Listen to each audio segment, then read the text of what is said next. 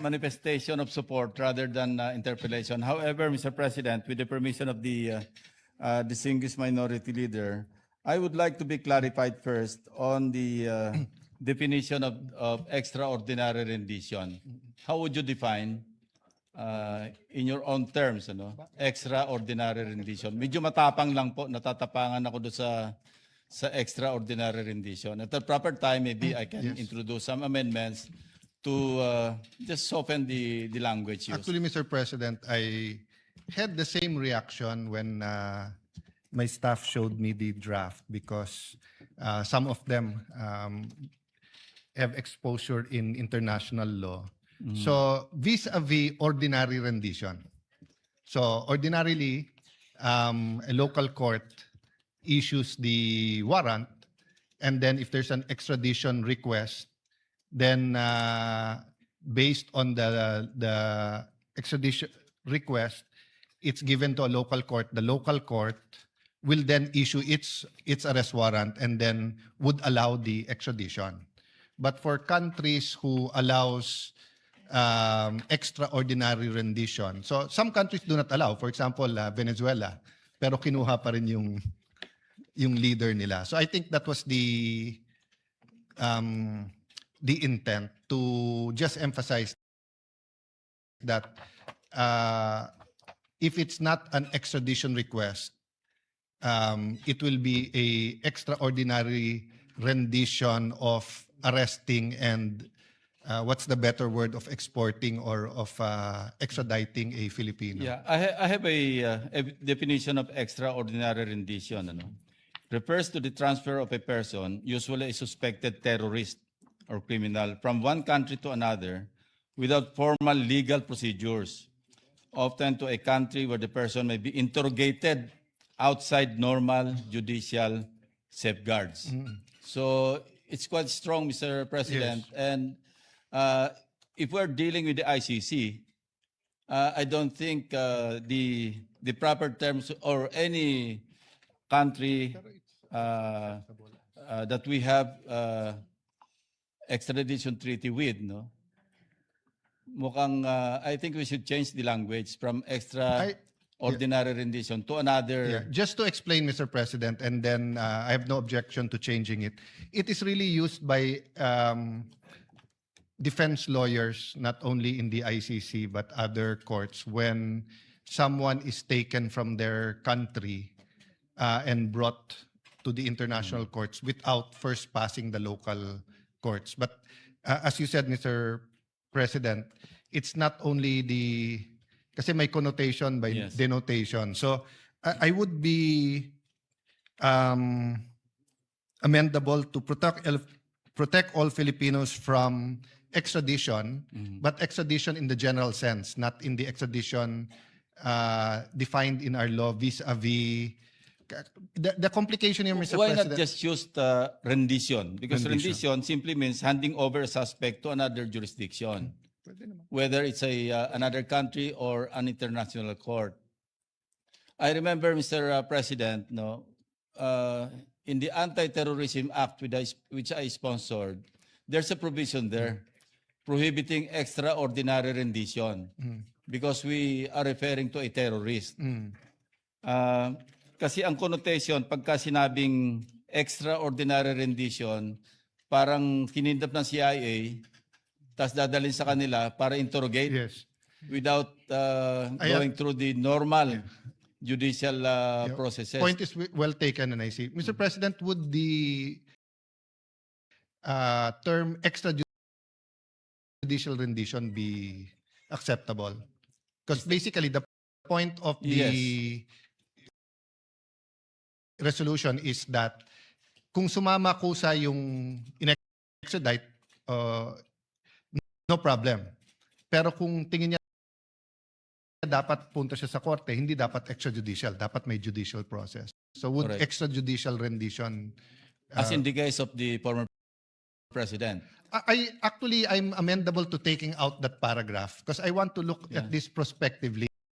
I think there will be some political color if we talk about what happened in the past. And besides, Mr. President, that case is with the Supreme Court.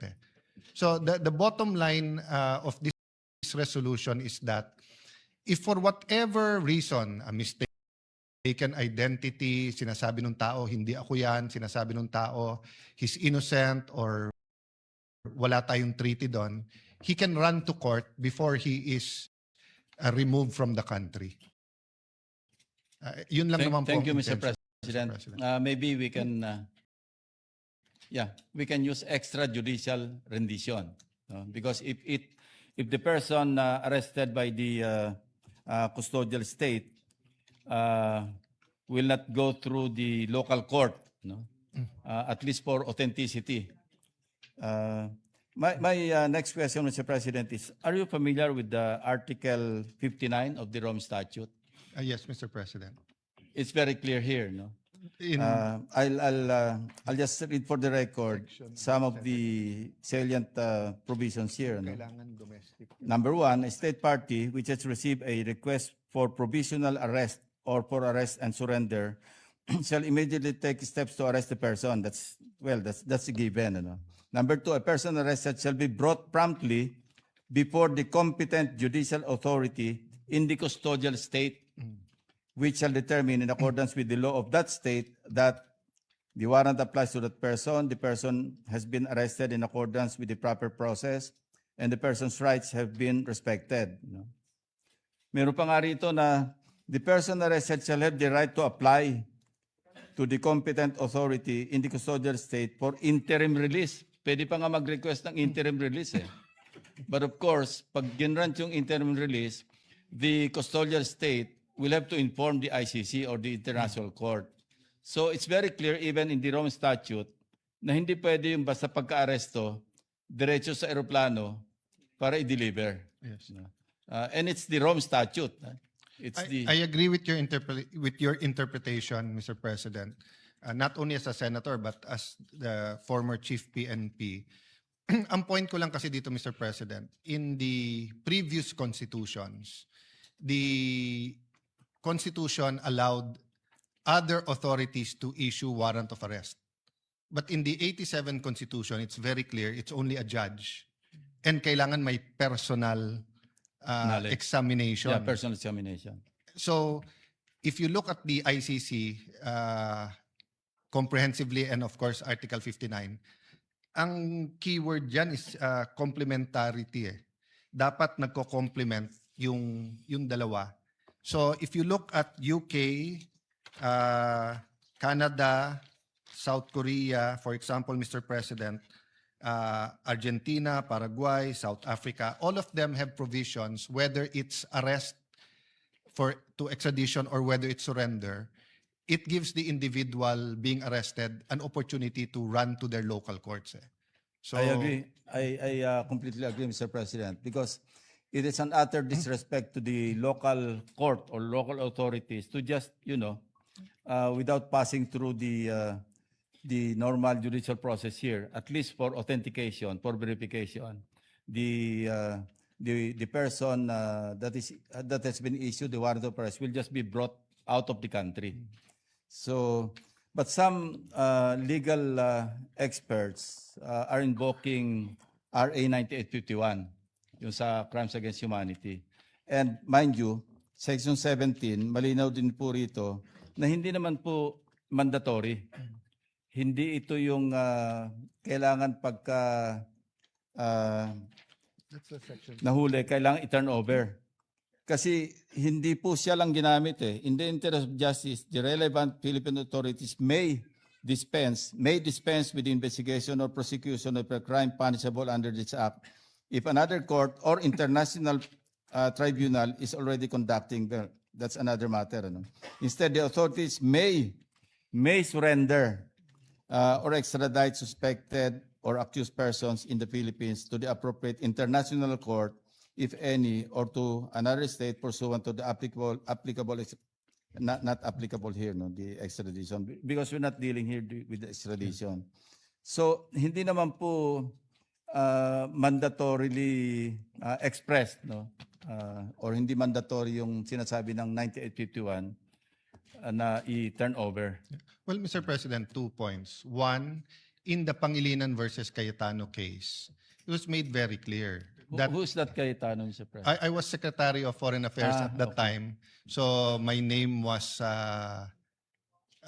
by the process of the Supreme Court, but actually yung Solgen naman po ang nag-file talaga ng legal arguments, Mr. President. And of course, it was Senator Kiko Pangilinan. So, of course, the main issue was whether or not the President can get out of a treaty without concurrence of the Senate. But meron pong discussion doon na sinasabi na ang treaty kailangan complies with the Constitution. So any treaty, for example, Mr. President, that says that anyone can arrest anyone but hindi dadaan sa judge, that's unconstitutional. So if you look at all other countries, ine-emphasize nila yung constitution din nila. And if you look at the Rome Statute, wala namang conflict po eh. Sinasabi din ng Rome conflict nandun eh. Secondly, Mr. President, of course, we entered the Rome Statute and the ICC, we ratified it after we passed this law. Eh. So, meaning even assuming you can surrender someone, that doesn't mean that he cannot go to the judge and question whether... So for example, Mr. President, hinuli si Joel Villanueva pero sinabi si Win Gatchalian siya. Yes. I mean, it might be funny to us and we might know the difference between the two gentlemen. Minsan yung media nagkakamali. But what if you had actual twins, di ba? Si Alan Tan and Ping Tan, and ang hinuhuli si Alan, si Ping ang nahuli. Di ba? Shouldn't he have the opportunity to go before the court and say, we might have the same DNA, baka magkamukha kami, but that's not me, that's my brother. So this is the most simple case I can think of. And some people will say na hindi na kailangan to kasi umalis na tayo sa ICC.